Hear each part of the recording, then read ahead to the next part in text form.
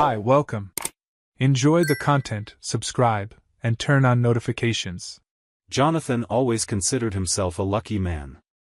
Working as a software engineer at a solid company, having a beautiful and successful wife, living in a comfortable suburban home, everything seemed to fit together perfectly. Laura, his wife, was a marketing manager at a well-known advertising agency, and he admired her dedication to her job. They'd met years ago at a corporate event, and their wedding had been lavish, with Colin, Jonathan's younger brother, serving as one of the groomsmen. Colin had always been the pampered baby of the family, the one Jonathan had helped countless times over the years, whether by lending him money or giving him job referrals.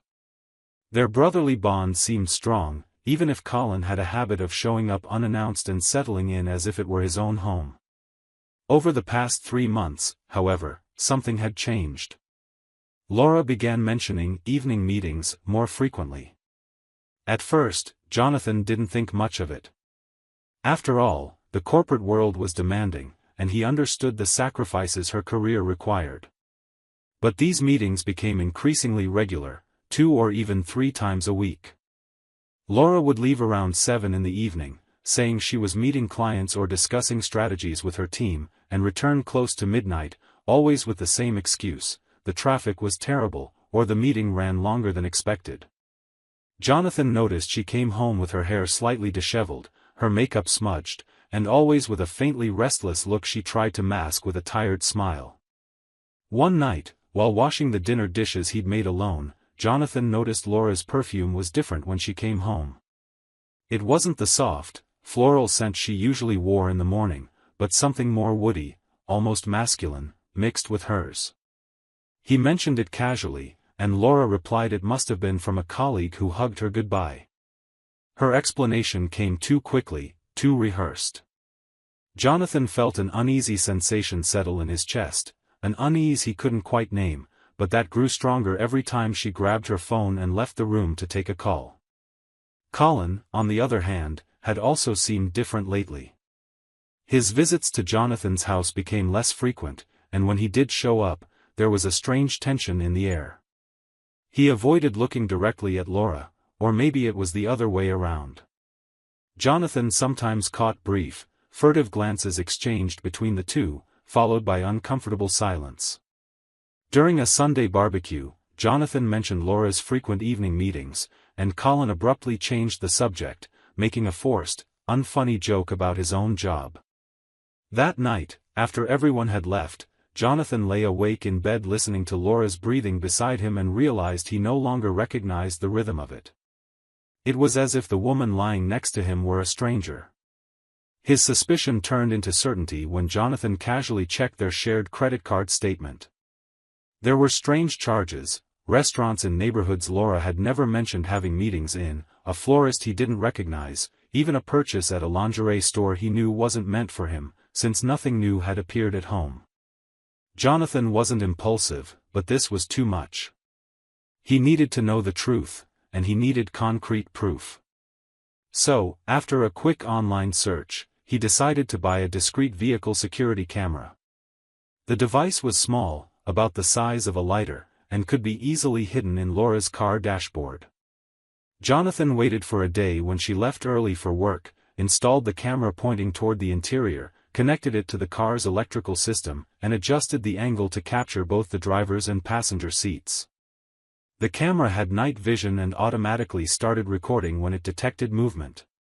2 days later, Laura announced she'd have another important meeting that night. Jonathan simply nodded, wished her good luck, and waited. She left at 7:15, and he stayed alone in the living room, trying to watch TV but unable to concentrate. Every 5 minutes, he checked the clock. At 11:30, he heard her car pull into the garage. Laura came in through the kitchen door, tossed her purse on the counter, and said she was exhausted. Jonathan replied with a curt "I imagine," and she went straight upstairs to the bedroom. He waited until he was sure she was in the shower, then quietly slipped out to the garage, opened her car door, and removed the camera's memory card. Back in his office, his hands trembling slightly, he inserted the card into his computer and opened the video files. The first recording showed Laura getting into the car alone, fixing her hair in the rearview mirror, and applying a bold red lipstick Jonathan had never seen her wear. She typed something into her phone, smiled at the screen, and then drove for about 15 minutes until she parked in a partially empty lot behind a shopping mall. Jonathan fast-forwarded the video. Then, at the 12-minute mark, the passenger door opened, and someone got in. Jonathan felt the air leave his lungs. It was Colin. His brother. Colin entered the car with a disturbing familiarity, reclining the seat as if he already knew his preferred angle, fiddling with the radio without asking, tossing a backpack onto the back seat like it was his space. Laura smiled, that smile Jonathan hadn't seen in months, and said something the camera captured perfectly, "I missed you, love." Jonathan paused the video. Love. She'd called him love. He took a deep breath, forced himself to keep watching. Colin leaned in and kissed Laura. It wasn't a quick or casual kiss. It was slow, intimate enough for Jonathan to understand this wasn't new. It had been going on for a while. It was comfortable for them. They chatted for a few minutes, and Jonathan turned up the volume. Colin mentioned they needed to be more careful because Jonathan had been asking more questions lately. Laura replied that she was handling the situation, that Jonathan didn't suspect anything serious, and that he was too predictable to figure it out. The word predictable echoed in Jonathan's mind like a gunshot. They stayed in the car for another 20 minutes, talking, laughing, sharing intimate details of their lives. Colin mentioned he'd almost slipped during Sunday's barbecue when Laura walked past him and he nearly touched her. Laura laughed and said he needed more self-control.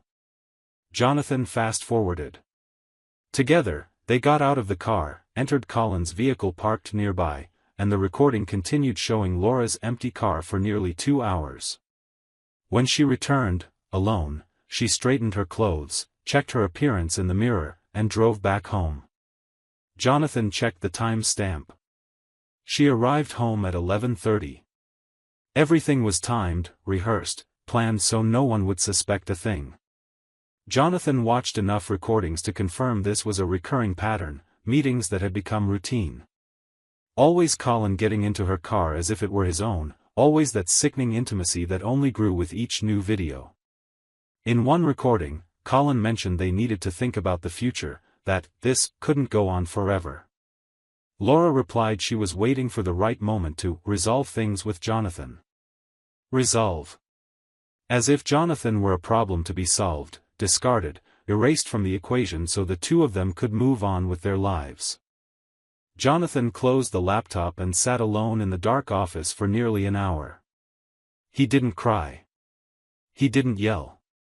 He felt something worse than anger, a cold, cutting clarity. He'd been betrayed not only by the woman he'd married, but by the brother he'd raised, helped, and protected. Colin, the one who ate at his table, borrowed his tools, knew every corner of his life. Laura, the one who slept beside him every night, said she loved him, planned vacations with him while plotting his disposal. Jonathan realized they felt no remorse. They felt inconvenience. The betrayal wasn't the problem for them, Jonathan finding out was. The next morning, Jonathan acted with unsettling normalcy. He made coffee, wished Laura a good morning, and asked about her day. She replied with the same polite indifference as always. Jonathan waited until she left for work, then made 3 phone calls. The first was to a divorce attorney a coworker had recommended months earlier, when another engineer at the company went through a messy separation. The second was to a digital security technician, requesting certified copies of the recordings in multiple formats and on multiple devices, all with verified date and time stamps. The third call was to his mother, asking her to organize a family dinner for that weekend. She was surprised. He rarely took the initiative to arrange family gatherings, but agreed enthusiastically, thinking her son was finally making an effort to bring the family together. The dinner was set for Saturday night. Jonathan spent the next few days preparing meticulously. He copied the recordings to a USB drive, edited the most revealing clips into a 5-minute video, and tested his parents' TV connection to ensure it would work flawlessly. At work, he maintained his mask of normalcy, replying to emails, attending meetings, as if his life weren't crumbling inside. At home, he treated Laura with the same distant courtesy, and she noticed nothing unusual. Why would she? To her, Jonathan was predictable. To her, Jonathan was an obstacle, not a person. Colin called on Thursday, asking if Jonathan needed help preparing anything for the dinner. His voice was casual and friendly, with no trace of guilt. Jonathan replied that everything was under control, thanked him, and hung up. That night, he watched the recordings again, not out of masochism, but to be absolutely certain he was doing the right thing. Every frame confirmed his decision. Each of their laughs, each touch, each mention of him being predictable, solidified his resolve. Saturday arrived. Jonathan woke early, bought flowers for his mother and a bottle of wine for his father, and arrived at his parents' house with Laura by his side. She wore a light blue dress and was smiling, commenting on how nice it was to gather the family. Jonathan drove in silence. Colin showed up 15 minutes later, greeting everyone warmly, hugging Laura just a second longer than appropriate, and Jonathan observed every detail. Dinner went smoothly. Jonathan's mother had made lasagna, the family favorite, and everyone chatted about small talk, work, the weather, vacation plans.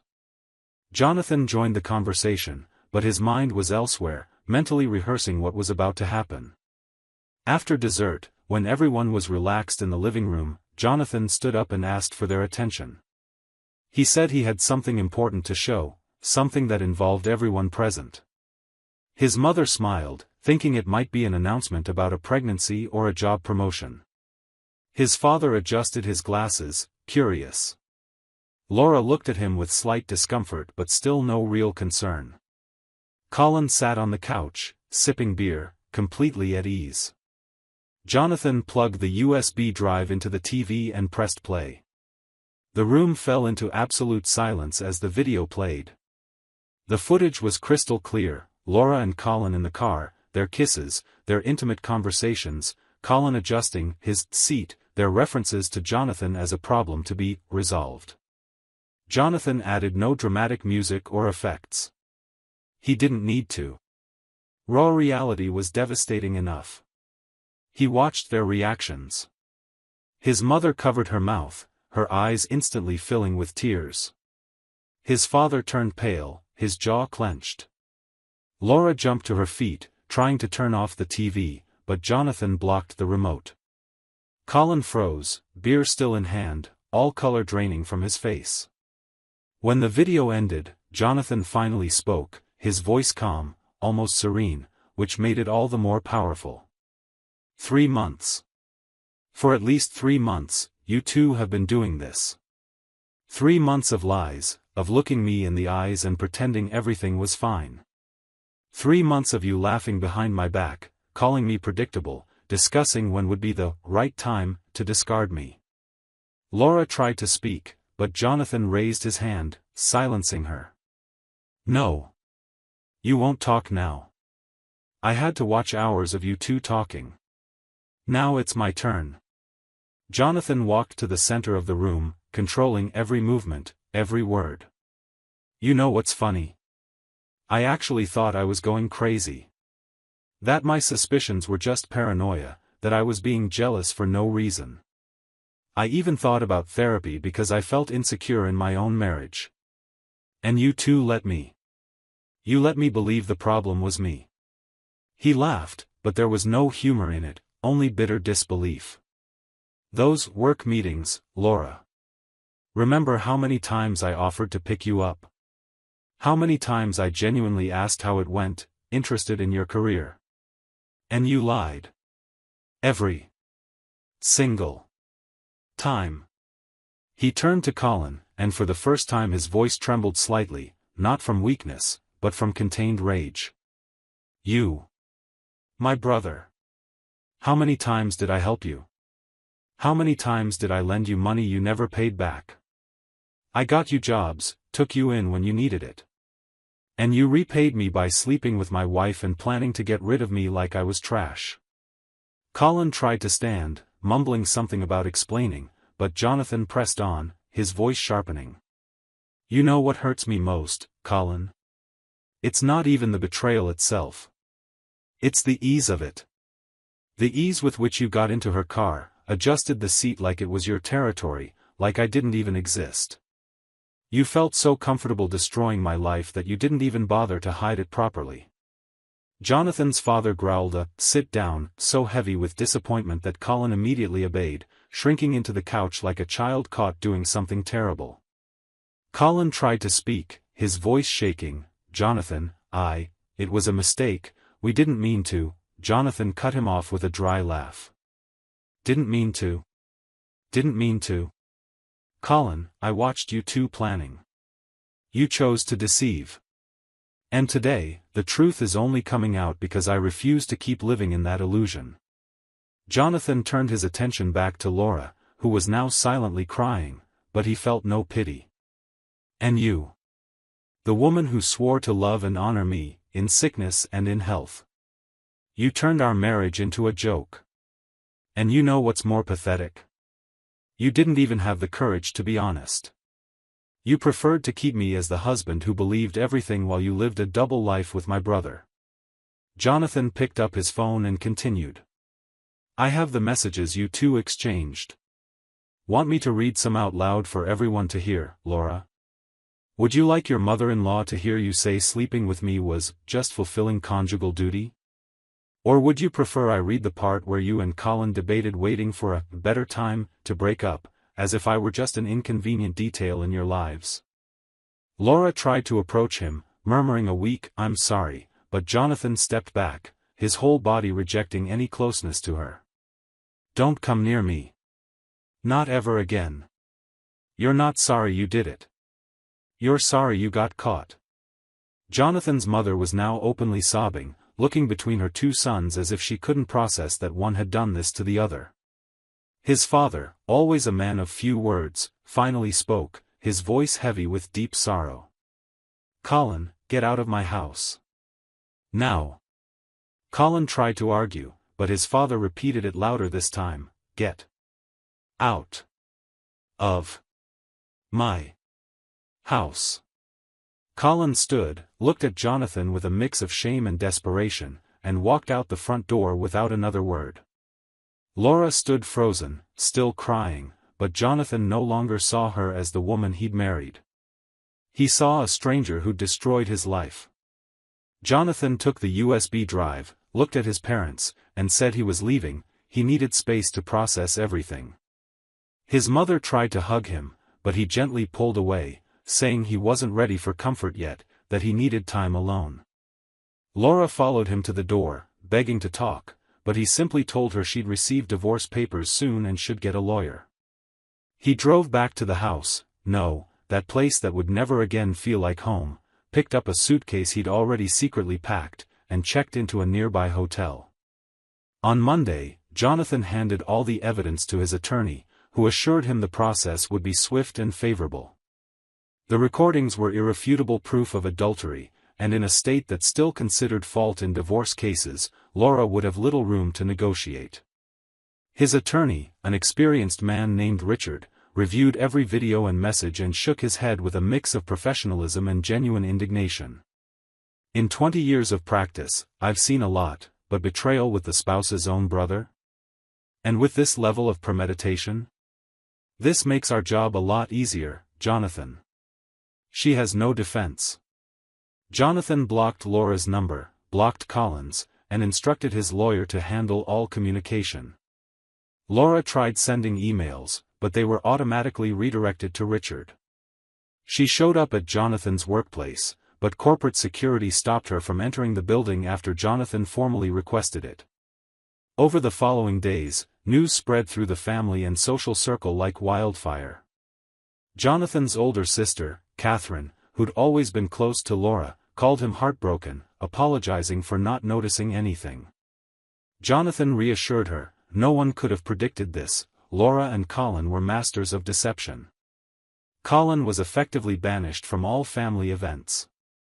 Jonathan's mother, shattered by her younger son's betrayal, spent weeks in visible grief.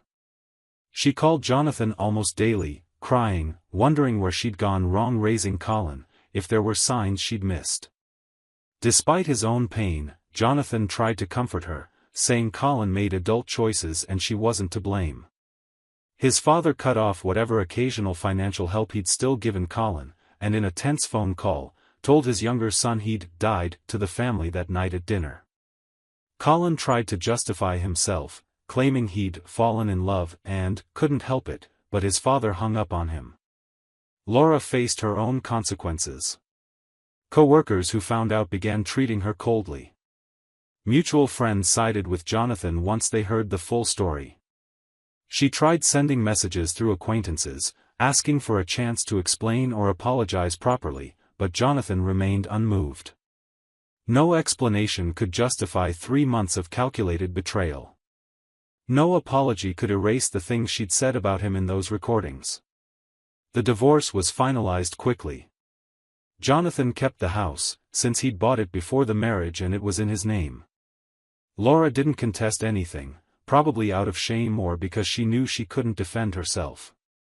The division of assets was relatively straightforward, and within weeks, Jonathan was legally free. Colin tried to approach him once, showing up at his workplace, but security escorted him out when Jonathan made it clear he wanted no contact. The family was never the same. Holiday gatherings became tense. Jonathan's mother eventually agreed to speak to Colin again, but their relationship was irreparably damaged. Jonathan chose to distance himself as well, needing space from the pain that family now represented. 9 months passed. Jonathan was at a coffee shop near work when he saw Laura for the first time since the divorce. She sat alone at a table in the back, absent-mindedly scrolling through her phone. She looked smaller somehow, as if guilt had shrunk her. She saw him, and for a moment their eyes met. Jonathan saw something in her gaze, regret, maybe, or just a late understanding of what she'd lost. He picked up his coffee, gave a brief, neutral nod, and walked out without a word. There was no anger anymore. No sharp pain. Just indifference, and that was the greatest victory of all. Jonathan eventually started dating again, cautiously, but wiser from the bitter lessons he'd learned about recognizing warning signs.